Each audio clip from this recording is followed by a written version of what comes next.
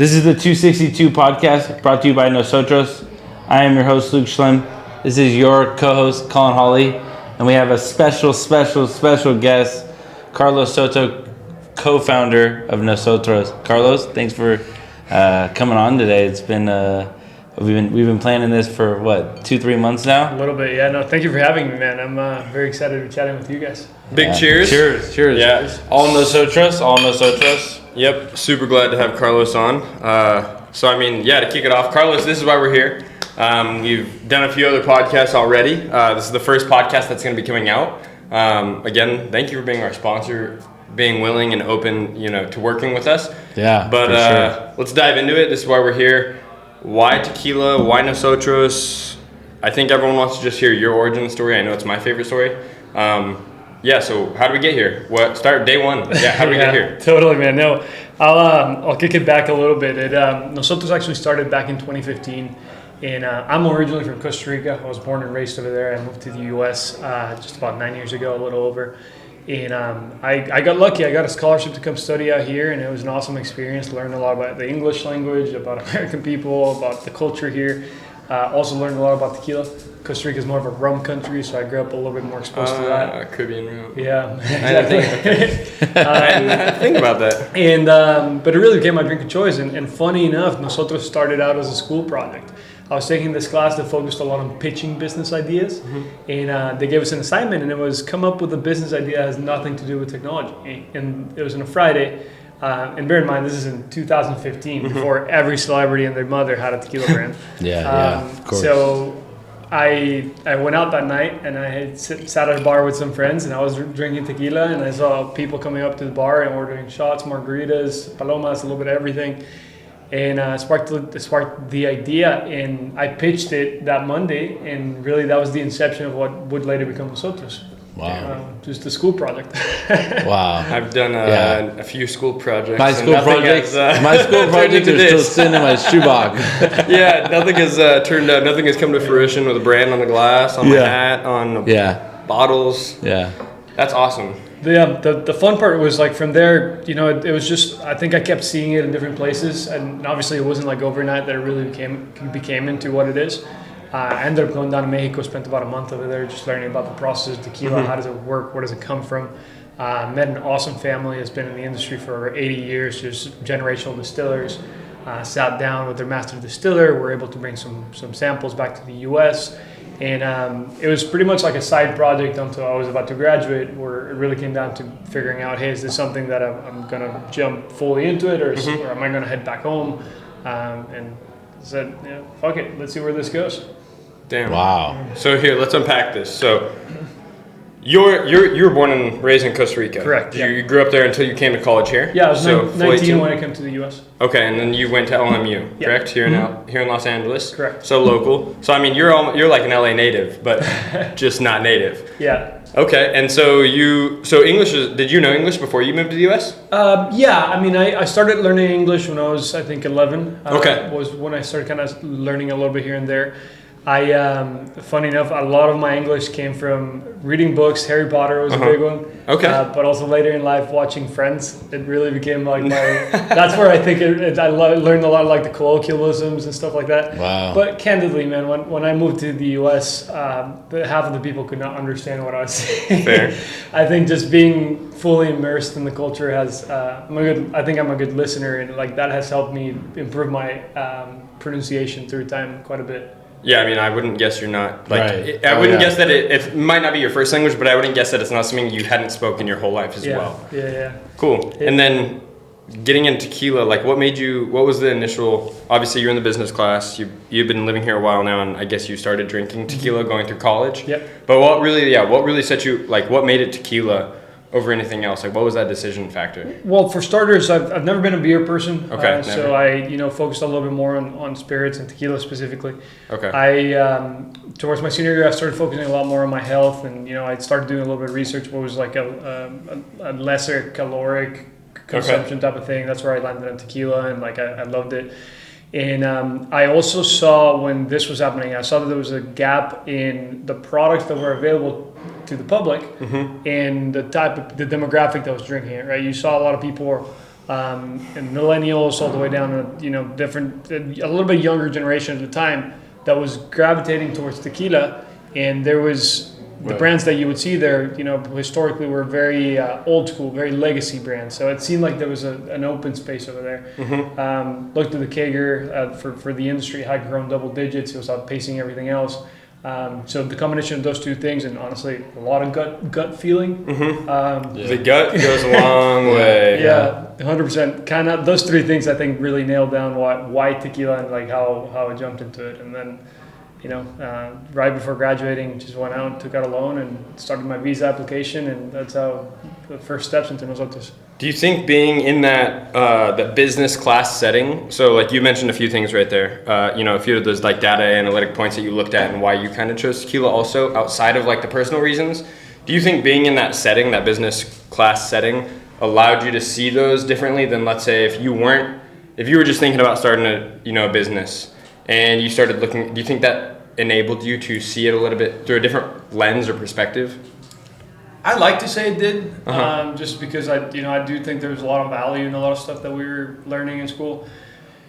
To what extent, I don't know. I think there's no better teacher than the street and actually getting out. For sure. Doing it, right? Yeah. Like you learn so much of it, and something as simple as sales, man. Like you don't learn that in college. Like there's no one really teaching you how to gravitate towards people, and like you know, I've been very blessed that I've been invited a few times to go back to school and actually talk to some of the people that are going through the program now. And a question that they ask very often is like, hey, like, what do you recommend as like a good networking thing? Like, what events should I be going to? And I'm like, guys, like, I'm sorry, but these networking events that the school's putting together are bullshit. Go to a bar and sit next to the person that you think looks most interesting, or go out there and like just be out on the street and see and keep your ears open.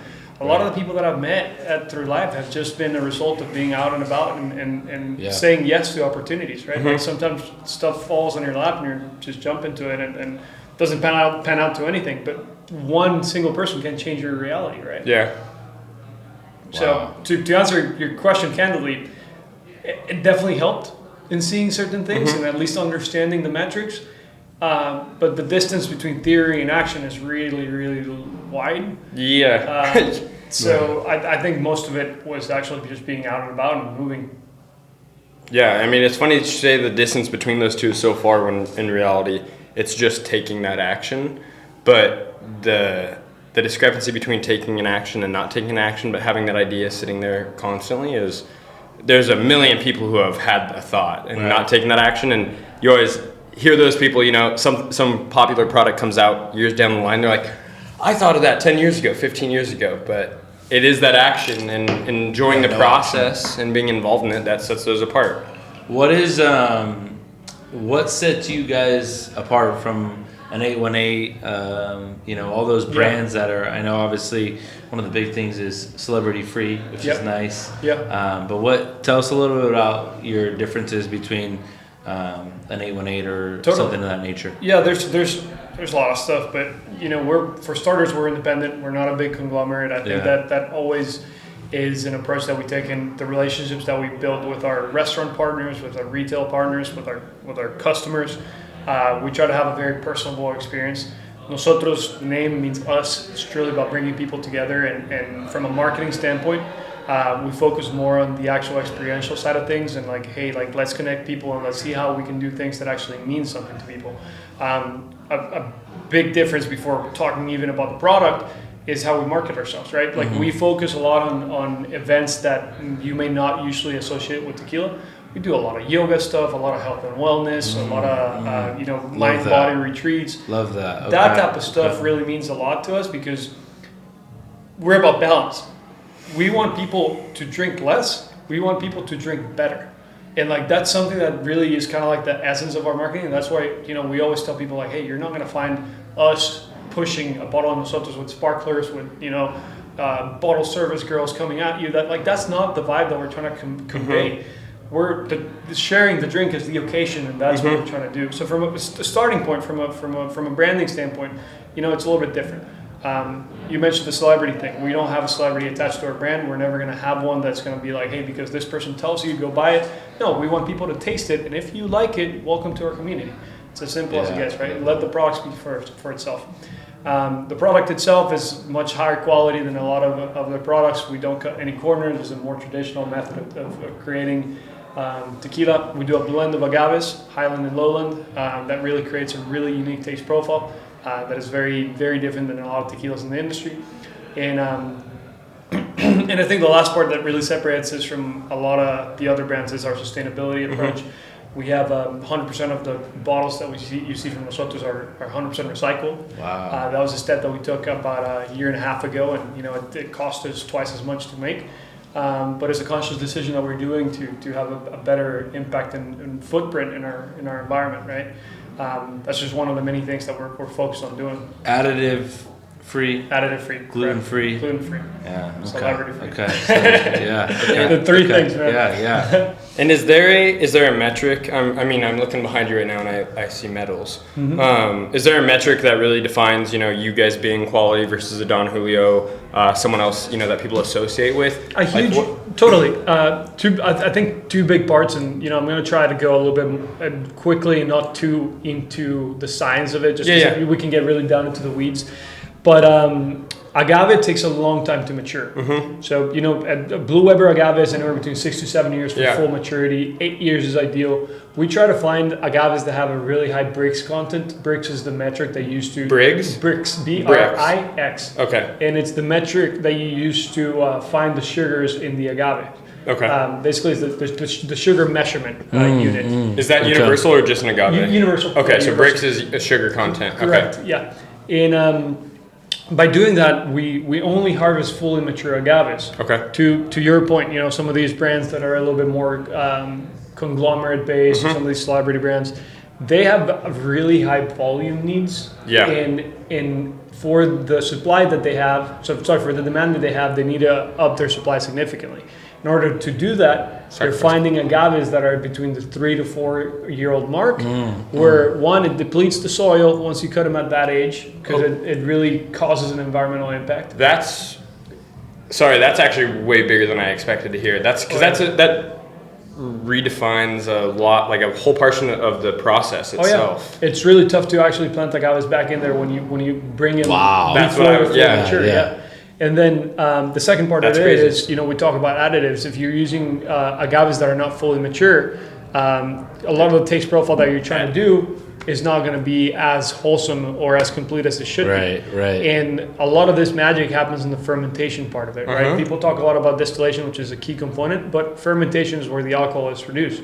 And if you don't have enough like the right quantity of sugars in there to be creating this alcohol content, the quality of the alcohol that you're putting out there is not going to be up to par. I'm mind blown right now. Sorry, not to cut you off. No. It's just so interesting, especially in the beverage space. That's what we're doing, food and beverage here. I was in coffee. We've talked about this before, and the fermentation process is a huge part of it. But everything, the additive free,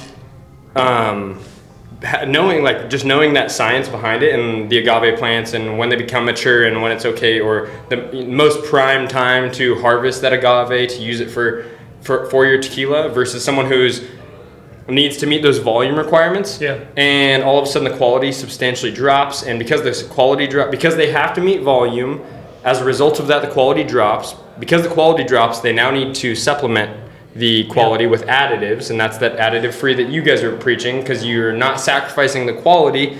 It's just that whole feedback loop that you're instilling in your own supply chain. Exactly. And so you guys are instilling a positive feedback loop, whereas these volume, let's say celebrity owned, endorsed tequila companies, they're sacrificing all of that, and ultimately they are going to put themselves in a negative feedback loop. Yep. Unless they're outsourcing to more and more farms. But at that point, they're sacrificing the consistency, and their drink is changing. And to be honest, man, that's also the difference between a conglomerate-owned company and an independent company, right? Exactly. We care about the process and what we're doing. We're trying to create a nice experience for everyone that drinks it. Not to say that, some people in other companies might not actually care about Yeah. that, but, we don't have to present results every 3 months to Wall Street and try to Right. meet certain things. Like some of these companies have to be on a recurrent basis, right? Yeah. So I think that gives us a little bit more flexibility to play and do fun stuff, but also at the same time, a little bit more flexibility to do things right. Does that change your price point? Yeah, it does. I mean, we have certain things that are more expensive than it would be from the agave standpoint. On the flip side too, we were talking a little bit about this earlier, and it's our marketing strategy. We call it liquid to lips. We're all about taste the product, and then that's how we convince our clientele to keep drinking Nosotros. Wow. It's just taste it. I think that's the easiest thing to do it. And we don't have those high marketing budgets that, a lot of these companies have. Yeah. A lot of alcohol, the reality in the alcohol industry is a lot of people drink what they know, not necessarily what they like. Like, yeah. So it's an interesting thing because you go to a bar, and if you're not too familiar with the industry, you're going to order the last thing you got at a bar, or the last thing somebody told you was good, or the last billboard that you saw, right? So how many times, because you're buying something that's quote unquote good, how much of that are you paying that goes to a marketing budget? Yeah, right? yeah, of course. So to answer your question, our price point is our whole goal has always been to produce a really high quality product at a fair and reasonable price. And we look at every price point that we set based on the experience that we're creating and the product that we're giving to people. Wow. Yeah, no, I mean, I think there's so many, coming from a restaurant background, there's so many different tequila brands, and, what gravitated towards me towards you guys was just the willingness to have a product that you stand behind. It's like not often do you get to meet, the owner. Not often do you get to hear their story. Not often. Most of the time, I mean, rest in peace, but most of the time they're not even here anymore, right? And so it's like, it's really interesting and really, cool to see somebody like yourself doing something where it's like, hey, quality, community first, and then it seems like, profits is very, very last on the list. And not that you guys, not that doesn't matter to you guys, but it just seems like everything else from a business standpoint is first, and everything for the community and for the customer comes first, and then comes you guys. And that's what, And we've been lucky, man. We've been lucky in the sense that, I took a loan to start this. There were people that believed in what we were doing, that jumped on board. The first person that ever bought a bottle of Nosotros, that's somebody who took a risk on us, at a bar level. I don't believe in the whole concept of like you're a self-made entrepreneur. To me, I think that's bullshit. There's always somebody that's going to believe in you, and somebody that's going to give you that first arm, like that first help, right? And we've had a lot of those in our story, man. Like a lot of people have believed in what we're doing, and thankfully, I think our juice is great, and that's why people come back to it. But you also have to have a little bit of luck to it, right? Like a lot of serendipity. Yeah. We and I'll jump on to this a little bit. So tell us a little bit about where restaurants can find you. I know you guys just signed with. In California, we're with RNDC. RNDC, okay. National Distributing. Yeah. It depends on the state. Here in California, we're with them. And that's if you're a restaurant owner listening to this and you find some interest in trying some Nosotros, feel free to check us out on Instagram too. At Nosotros, send us a message. We'll have our team come out and do a tasting for you. We're always super willing to work. I think the biggest thing that we try to do with our restaurant partners is more than a supplier, we try to be a partner. What needs do you have, and how can we help fulfill those? We're not going to be a brand that's going to come in and just do some swipes here and there. We're going to be present. It's a different business model, but if you find interest in that, I think there's a lot that we can do together. It sounds like that's kind of the value you have to add, though, is that it's not a transactional relationship. Like you said, it's a partnership. You're willing to put in the work there to be representative of yourself, your brand, and ultimately that comes down to your culture, and that's where you guys have found success. And also, real quick, I would just like to highlight, Carlos, all the things I just said right now, and right before that, you had mentioned how being a self-made entrepreneur, you kind of throw it under the BS carpet a little bit, but you're just there's a lot of humbleness there, and you're absolutely right. You do need, maybe it is a little bit of luck, maybe it is, you need to run into that person who's willing to say, you know what, I was in those shoes before, and someone took a chance on me. But people are ultimately taking that chance on you because they believe in you, they believe in the message you're putting forth, and you've done enough to give them conviction to be able to make an investment, because we know how hard it is for people to put money down into something that they believe in. So yeah, just don't shoot yourself short is what I'm trying to say there. And I appreciate that. Man. I truly appreciate that. It's very kind of you. But at the end of the day, man, business, we sell booze. Like it's not. It sells itself. No, more than that. It's what I'm trying to say. It's like we're not. This is not a medical thing where it's like life or death, or we're not building a bridge that it has to be specific in this shape or form. Right. What is our business about? We're really in the business of making friends. Yeah. That is the main thing that really happens in our industry, and I think from the hospitality world too, right? Like that's really what we're trying to do, and I think if you just listen to what other people are looking for, like that truly is like the best starting point for a conversation or a friendship, and from there you can build a good business relationship. But at the end of the day, like I think I tell that to our team very often is. We're in the business of making friends, and that's really the thing that makes Nosotros separate itself, right? Cheers to that one. Hey, cheers, business cheers. making friends. Cheers. Yeah. Cheers for sure. And then I know like Luke and I wanted to get into some of the challenges, and some of the other things, challenges, but also some of the highlights, the highlight reel of your business. But one thing I wanted to start out with that you mentioned earlier while doing the tasting with everyone, is that investment. That initial investment, that original investment. Do you mind if I break that down a little bit? Yeah, let's do it. Okay. So something you said, and I think that'll highlight a lot of interest from anyone looking to start a business. Back in 2015, so it's been 8 years now that you've been doing this. You went and you came up with this idea, in class, and you were about to go back to Costa Rica, but you decided to just take out a small business loan. Yeah. I think it's something a lot of people can relate to. You took out that first loan. You said it was $18,000. Correct. It was the most I could get out of my credit card, maxed out. A lot. That's a lot of people. A lot of people. That's probably the max amount they could get. How much tequila did you produce with that? What was that little that? If you could look back on the $18,000, what did you do with that $18,000 that allowed that ball or that first domino to fall? What was that? It was a series of things, I'd say. The first part, obviously, we had to make tequila. We did a little bit over 1,000 bottles. It wasn't anything too crazy. So 1,000 bottles at 1,000 bottles. How much of that $18,000 budget do you think that took out? I would have to go back, and there was a different landscape at the time. Because just to give you an idea, the price per kilo of agave has changed. So this was ideation. Everything started in 2015, but we didn't start doing it until 2016. Okay. Like at the very end, our first batch of production was in October of 2016. So it took about a whole year. It took least. a while to get there, Okay. yeah. But to give you an idea, the price per kilo of agave when we were starting was about 3 pesos, 3.5 pesos per kilo. It's cheap. It's cheap. Now 33 pesos. so 11 times. Yeah. Yeah. That's for fully mature agaves, right? Obviously, if you're buying some other stuff, you can find that at the 26, 27 range. It really depends on who you're working with. But that's that's your biggest raw material, and that's how much the industry has grown and how many more new brands are in the industry now in the last 3-4 years. Wow. We got you another resource here. I don't know if you met them yet today, but we got an agave farm here, fresh agave farm. Yeah. Really? Which is awesome. Yeah, this guy brought him. Look at shout out to Riley. Yeah, Oh, Riley brought an agave farm with him. But Okay. But yeah, to answer your question, raw materials were obviously the biggest part. You had to buy bottles, you had to buy labels, corks, boxes, import stuff, pay import taxes, move it into the U.S., find a warehouse to store it at. It's expensive. All of that is so expensive. Find a place to kind of move things around. So like a lot of those first 18K just went to that, and it was trying to find some stuff. And the real pivotal moment for us was in May of 2017. I was getting ready to pack up my bags and leave just because we weren't getting a lot of traction.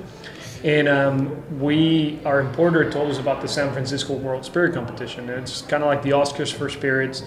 And at that time, I remember we had just about $2,000 in that bank account. And to compete, it was $500. So it was a quarter of what we had left. And I was kind of bouncing around. And it was like, hey man, let's see what comes out of this. And we sent our Blanco over there it's a blind tasting. Blind taste. We ended up winning double gold, best tequila of the show. Best tequila Blanco of the show and best tequila of the show across all categories. A bunch of different, yeah. Wow. Is that those 2 medals right there? Yeah. So Okay. the Blanco specifically, because we didn't have the Reposado at the time. But that was like that outside validation that we really needed, and it was like what allowed us to go full time me to go full time to the business.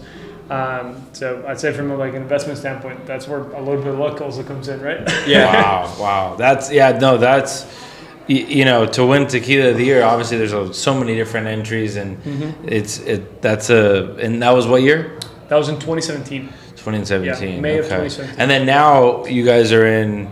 Tell us a little bit. I went full time to the business in September that year. So tell us now where you guys, how many locations, where they can find you at. Tell us a little about that. Okay, wait. Before we jump into that one, do the one in between, because I think in terms of people wanting to hear like starting their own business or seeing that to fruition. So that's the end point where we're at right now. What was that next catalyst though? So you won that, and then did you just happen to have another $50,000 that you invested? What was that next that next step where it was like, okay, we won this, but now like we can take another step, and how did that come in? So the combination of things. I think the first one was that award triggered our first purchase order from a big retailer. Okay, so first PO. First PO from a big retailer, which we couldn't even fulfill. We didn't have enough inventory. Oh, no way. I told them like, hey guys, give me 3 months to try and do this. I grabbed that purchase order and I put it in a factoring program. So if you're familiar with it, it allows you to get cash, and then you basically sell the PO for an interest rate, and then that was enough to produce a little bit more inventory, and then from there we moved that into hiring our first employee. Yep. And then I wasn't taking a salary for the longest time, and you're just hustling. Yeah, and then sometimes you got to go that route in order to keep the lights on. And from there it was just like a little bit like a step by step. But I also what I was mentioning to you, there's a lot of people that believed in us, and some of my partners that came on board also brought some capital in and put some more stuff in there. And that was enough to at least keep us afloat until we got a little bit more momentum and started growing. And the business really reached the point where we were able to have a salary and then have more employees and everything. It was a little bit. We got lucky early on too, in the sense that we had a few other retailers that placed some bigger POs as we were kind of starting to get in. So it kind of trickled down. It did. Once like the first domino fell, and it really was dominoes at that point. Yeah. That's amazing. And then we released our Reposado. We started continuing to grow. We had a really fun partnership with Tesla where we made our first añejo for them, and it was an awesome partnership that gave us a lot more visibility too. And from there we kind of continued growing, and the brand really took off to a different level at that point. Wow. I know there's some huge retailers that obviously you're on their shelves. Yeah. How many restaurants are you in now? All that good stuff. Yeah, we didn't leave California for a long time with our business. We really built a solid business here. I think it was until the end of 2020 that we went to Illinois and other states. Okay. Here in California, people can find us at Albertsons, Bonds Pavilions, Gelson's, Bristol Farms, Lazy Acres, Bedlam, One and More, Ralph's. Erewhon, like there's a lot of different places and a lot of liquor stores that carry us. We work with, from the restaurant side of things, I think we have over 1,500 restaurants that we operate here in the state. Wow. Just in California, 1,500? I'd probably total, just in California, I'm just over 1,200, I believe. Okay. Yeah. Now we're starting to build a presence in other markets and Right. But it's definitely been very focused in California first, because that's where we started, right? Right. We're selling now in 9 states in the U.S., selling in Mexico, Honduras, and Costa Rica too. Oh wow. Oh, okay. Are you in Honduras? Mm-hmm. Mexico and Costa Rica? Yeah. I heard that right. Wow. Yeah. Wow. Damn, you guys are all over, dude. Trying, man. No, it's amazing. It's amazing. Tell us a little bit more about the growth plans this year. What does that look like for you guys as a brand? Continuing to do the liquid to lips approach. I think that our category has gotten more and more crowded every day. That's the reality that we're in, and we're gonna see, as easy as some of these brands came up, I think we're gonna see some of them go away too. People think our business is easy. You just slap a label and then put it on social media and it's going to sell. it's not quite as easy as that. You got to do the work. You got to be out and about, and I think that's really what we're trying to do. We're trying to be out and about and share the message of a high quality product with our brand essence, right? Wow. Well, you're doing a great job. You're cheers again to you, Thank you, Nosotros, your whole team. I can't drink anymore right now. Appreciate that, man. But I do want to ask you a few more questions before we let you go here. Yeah. I know we got to wrap up today. Can't keep them too long. But what were the biggest challenges you faced initially? And then at this point, if you had to do it all over again, given your experience, how would you kind of change? What would you do differently? Not necessarily to avoid those challenges, but I'm just curious what those challenges were and then how you would go about it differently if you did it all over again. It's always an interesting question because challenges, in a way, it really kind of, it's going to sound so cliche, but challenges a lot of times do make you stronger. Yeah. One thing we always joke around is if we knew how hard the liquor industry in the U.S. actually is, I don't know if we would have jumped into it. It's an industry that hasn't changed since prohibition was lifted. That's the reality of it, right? It's very protected. Every state is completely different. I think navigating state-by-state regulations and partners and kind of understanding what consumers are looking for in every state has been a big challenge. Still is, as we look at growing and going into different areas. I think supply chain is a big one. I think we have a great team now that has found a system that works, but it's something that can get overwhelming quickly, man. Yeah. You look at a product like ours, it looks simple, but there's a lot of stuff that goes into it. I touched base a little bit for a second. We have a different supplier for our bottles, for our corks, for our labels, for our boxes. You got to move things around, negotiating agaves with farmers. Bringing it into the U.S. or even getting some of like the legal filings to be able to sell in the U.S. or sell in Mexico or sell in Costa Rica. Right. There's a lot of stuff that goes into it. And more importantly, I think the biggest challenge that any business owner is ever going to face is cash flow.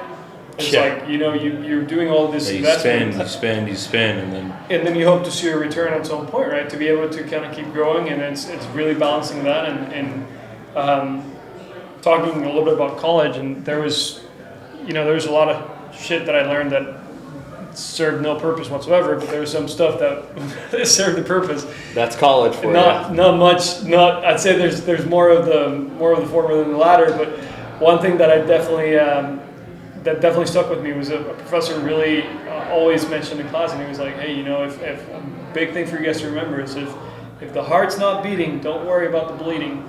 And that translates to me is like, if the cash is the oxygen to keep a business alive, and if you don't have the cash to be able to run your operations on a daily basis, you shouldn't be worrying about how the product looks or what marketing thing are you doing or like what little Instagram post are you going to do. Focus on the essential parts first. Make sure that that's solid and has a good foundation, and from then start building the rest of the business. I think that challenge and learning lesson has been one of the largest ones I've had across. We've been very, very frugal with our expenditures from the start, just because we never had money. Yeah. So we learned how to operate without money. Yeah. I think that's a pro. All entrepreneurs. I mean, same concept, right? You're just, because they don't realize how long it takes. You spend money now, but you're not receiving that money back and some until sometimes 3, 6, 9, 12 months. And then you're also spending throughout those months. It's not like you're spending 3 months, you're spending day one and you're not spending again to you're spending all along that time in between. That's it. As a small business, man, there's very little you can actually do on that front too. Because, you'll sell product to a big retailer. If they tell you they pay you in 90 days, what are you going to do? Yeah. Complain? Yeah. No, yeah. Just put it on the shelf. Let's get moving, baby. There's like such it's the most odd thing, but I don't know if it's an unwritten rule. It's almost written in there. Like, it's so tangible and everyone can see it, but you get into business and you got to spend money to make money, right? Yeah. But then you start dealing with those individuals or the big players in the business who are really dictating that time frame too. Right. And some people are like, oh yeah, we do all of our purchase orders, but we pay in 60 days. And you're like, wait, what? Like, I just paid someone to do something and they made me pay them right away. What do you mean? You're not? I'm going to do something for you now, and you're going to pay me in. And you're just like, But when you're that new guy, you're And the new kid on the block. And if you're, what do you do? If you're, Albertsons, what are you gonna say to them? Yeah. The first time they said I could be on their shelf. Yeah, exactly. We'll pay you 6 months. Yeah. I'm good with right. that. Yeah. I'll figure it out. And it's part of what you got to learn how to manage and just be very, very responsible with cash flow. Yeah. Because sometimes you got to pass on making some decisions, and then you also balance the other side of things, right? How do you have the enough inventory to continue growing if you don't have chicken or the egg type of thing? At least for our business. Yeah, no, for any like, business, I think really it's any always, business that's not software based, because a lot of software, once you build something, you're you kind get of just replicaking and That's a whole nother story though, because do you know how many issues there are with software companies? Yeah. I could go on that one for a minute. Well, I think there's with all entrepreneurship, it's always like you're kind of like you create a product, you sell it, and then it's like, depending on who you're dealing with, they pay you on their terms, which is quote unquote standard, industry standard. But really, you're like, all right, well, why can't you just and the reason for that is so by the time they pay you, they've already hopefully sold your product. And for our industry, it's a state by state thing too. Yeah. It differs how it works in California versus different New York. regulations. In New York, they have to pay on delivery. Oh wow, which is great. Some other states are even worse. There's a little bit of everything. Okay. The nuances, and I mean you're dealing with 50 nuances, and it's already difficult enough. I think what we heard right there is the fact of the matter is entrepreneurship, regardless of what the industry, it's almost a volume game. Whether you're doing tech, whether you're doing alcohol, how many users do you have? How many people do you have consuming? And that's going to lead to more success and more changes down the road. You're going to be able to take more feedback, and you're gathering more. You're gathering what's the word? You have a higher population that you're looking at, understanding the feedback. Okay, this makes more sense. You're getting trends, but outside of that, you got money to push. You got money to push the marketing, but you need to wait for that kind of that feedback loop that you're looking for. Yeah, Any business, you gotta be able to listen to what the consumer wants and what's working. Exactly. What is your approach on the other states? Are those coming soon? Are those not in Nosotros' future, or what is? We have 9 that we're fully operational in right now. Illinois, Wisconsin, Texas, Arizona, Florida, New York. Missing somewhere. Nevada and Idaho. Okay. And it's honestly been, we've kind of taken it step by step, kind of looking where a lot of our e-commerce, so in our website, nosotrostequila.com. They can purchase there? People can purchase there, yeah. Okay. So we've a lot of times followed where we see interest. We saw a lot of people from Texas that were interested in our products, so we decided to open Texas. And same with Illinois. It's a state-by-state basis just because regulation differs in every place. The main thing that we try to always do is have some boots on the ground to be able to do tastings, to be able to have liquid to lips, liquid to lips. That's really the activations is something I always tell all the restaurant owners. That's what sets them apart is your activations, because we talked about that outside. Was you get a tequila or a spirit or whatever it is, and they're like, yeah, sure, we'll send somebody out, and they send Regina, and she knows nothing about the product, and she's in I guess an outfit people like, and it's cool. Where Nosotros, they send out somebody that actually looks like me, right? We look like, all right, that kind of I can hang out with that dude, he looks cool, and then he knows about the product, talks about the product, he's passionate about the product, and then it's, for me at least, it's you see what you're giving your money to. Where these big brands, it's just a model, and then it's a celebrity behind it, and then it's there's nobody behind it that I would be interested in giving my money to on a regular basis. Yep. Well, the taste testing today, we were wondering, we were having this conversation a couple days ago. Are they gonna have a bartender? Is Carlos gonna do it? Is Tori gonna do it? Is Chris gonna do it? Yeah. I was I'm pretty sure Carlos is gonna do it, and he was I don't know. But I was coming from that coffee background. There is that aspect of one, culture, like you had already mentioned, two, the authenticity of it, and you delivering that message versus a bartender. We had 40 people sitting here silent in front of you today, and you're able to explain, and the thing about it is you have ownership in this company, one. Two, not only do you have ownership in the company, you have invested so much time into tequila at this point, outside of Nosotros. You've invested so much time that you have an appreciation for the product itself, I'm sure. Yeah. without you even confirming that, I can just see it. You're passionate about it, man. You see the people that, you know, even in Mexico, like when we go down to either Tequila in Jalisco or Oaxaca, and Miahuatlán de Porfirio Diaz is like the little town that we operate out of, and the Oaxaca side for mezcal. It's more than just creating a product, man. It's the people live and die for this. It is literally their life. They've grown up with the industry. They understand that this is what their parents and grandparents did, and this is what we're gonna do, and their kids are gonna do. At our tequila distillery, 90% of our workforce is female. They're mostly single head of households. That's something that we're obviously super proud of, and it's really powerful to hear the stories and how passionate a lot of these women are about like what their jobs are and what they do. Right.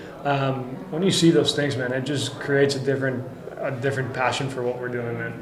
It gives you a reason to wake up in the morning, and you know when with our team here in the U.S., like we talk about that quite often. It's like, guys, just remember what you're doing here is way more than just a job. You're helping everyone in this team. You're helping everyone down in Mexico. Like there's really the impact. Yes. Yeah, we gotta get with you. We gotta go to Mexico. Well, no, we literally do because, and I can't help but feeling passionate about your. Right. I always think of businesses as projects. I think that's the easiest way to look at it. And this project of yours, I can't help but like smile because for me, I do relate to it being doing all the coffee stuff. Because our thing was when COVID happened, we couldn't sell to coffee shops anymore. We were doing green importing and exporting. Coffee shops shut down across the entire country. They couldn't, if they're not selling coffee, they can't buy coffee. And so we kind of made that switch, that pivot to sell direct from origin. We went down to Colombia and we worked with our farmers to produce, to roast, package, brand their own companies and go direct to consumer here in the US. And when we went and did that, I went down to the Coffee Triangle, Salamina. Salamina was where a majority of our farmers were. And going down there and actually going to a farm and meeting the family and having that discussion, sitting down and being at their dinner table and having 3 generations of one family being at the dinner table and them talking through their experiences. And then going over there and even, not to shed a negative light or a positive light on anyone, but seeing that they had a Nestle plaque at their farm. And I was like, oh, what is this? And, I had already learned about the history of Nestle and how they work with coffee farmers. And then for him to come to me and just be so proud, like, oh, well, we're actually one of 15 farms in, the 300-mile radius that works with Nestle. There's so much pride with that. But then also being involved in that conglomerate style, kind of back to what you were talking about. And I'm seeing the negative impact that it's actually making on him, but he's so proud of it also, and trying to figure out, hey, how do you balance those two things? Right? Exactly. Yeah. How do we provide you with that same satisfaction, but also driving a value back to you? Because when I see a big conglomerate, and the thing about the conglomerate is they're guaranteeing them, hey, I'm going to give you a minimum MOQ, but because I'm giving you this minimum, I need you to drive that price down for me, and in reality, you're not. The fair trade goes out the door right there, and that's where the part that a lot of times I feel like people forget in this process is that minimum MOQ that they have a guarantee of is the reason why they get food on the table. Right? Yes. So it's like a lot of times. Yeah. That's one thing, man. Our industry, it kills me sometimes the way some people talk about, and believe me, I'm the first one to step out. I got chills. For small business, for artisanality, for everything. But we couldn't do what we do without the big brands. Because the big brands have... that's the hard part, too. It's the reality, man. Yeah. And I'm like, I'd be a fool to not be able to admit that. Yeah. Because what they do in the industry that they build also has a place. Yeah. Because it guarantees that there's an industry and that we're able, and it gives us the space for us, the small batch, artisan creators of goods, come into play. Like that is the reality, and we need to balance those two things. And hey, let's find a balance where we can coexist and both of us can grow together and just call things as they are, right? Like one, sure, it might be an industrial product, but it's also providing jobs to the industry. Yep. It's hard to argue with. And there's a lot of what is the word I'm looking for? It's like there's a lot of people that never see that side of the world that have like some moral superiority over some other businesses. Yeah, and we live in California. And you live in California where you make 17, when minimum wage is like $17 an hour, and you're like out there, like you can go to Starbucks every day and buy a fucking $5 coffee. Yeah. When over there you work a full day and you're barely making close to that, right? Like close to $5. So that's coffee. And obviously it's completely different where it goes depending on where you are. Mm-hmm. But don't sit over here on a high throne and say that like those companies shouldn't exist. And again, I'm the first one to support small business because I'm a small business. We are a small business. Nosotros is a small business, but we can't also act like those guys are not having a positive impact in the area. Right. Yeah. Right. They're paving the way for someone like an artisan business. You gotta, man, and it's the balance of like, hey, let's find a world where we can coexist, and hopefully, you guys can become more sustainable, and you guys can become a little bit smaller, and like we can become a little bigger. We can pay higher rates. Yeah. Like, that's the balance of opposites. But the part that feeds me. I always get fed up with is that whenever I hear moral superiority from someone that lives on this side of the border. Fair. Yeah. Fuck that, man. Go over there and like see the impact that it has, right? Yeah.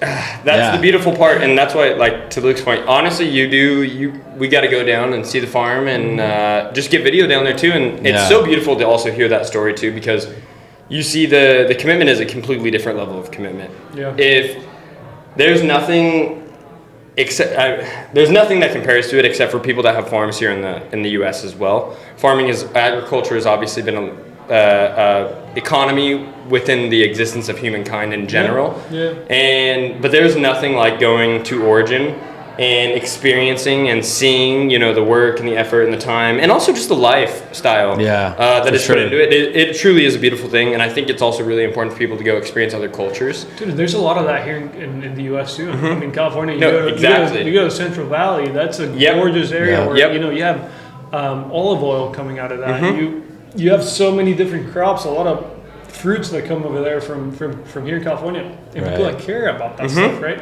People that sit down at the table and they're proud of what they're growing and what they're doing, and that's the beauty of it. And agriculture is a beautiful thing, and it is. Sure, there's a lot of shit that's been happening with pollution and especially some pesticides that are being used all around the world, and hopefully we can stay away from that. As society, but and consumers start looking for different options. They're not doing that type of stuff. But there is a lot of beauty in that too, especially here in the U.S. All over the world, man. Right. Well, yeah, man. It's I know we could talk for hours and hours, but we appreciate you coming on. We appreciate this will be our first episode that we actually put out, and we're really looking forward to this partnership and doing it together and helping you guys. And one of the ways that we're going to do this is, bring Nosotros to our, area, I guess you could say. You guys are all over, but really, focusing in the areas that we live in and that we drink at, and those places. And, it's an honor to have you. And I know your story is just... you could talk for hours and hours, and it's a good story. The way he feels is the way I feel. Like, I get excited, just to be in the same, room with you guys. It's like, it's cool to see. And, cause we're all challenged with the same thing as, starting a small business and growing it. And, we all face, different challenges, but all similar in some type of way, and overcoming them. And, it's a pleasure to be a part of this. And, thanks for coming on, and thanks for sharing your story. I think a lot of people, have dreams and aspirations to do things, and sometimes, like you said, you didn't have much left, and you entered into a contest and you won, and that's literally the reason why you're still here, probably. You wouldn't be here right now if it wasn't for that contest. Leap of faith, right there. So yeah, it's inspiring, and cheers to much more. Congratulations. Yeah, cheers to much more success. And thank you very much for hosting us. Yeah, thanks for having us. Thank you so much, Carlos. Thank you guys for the opportunity.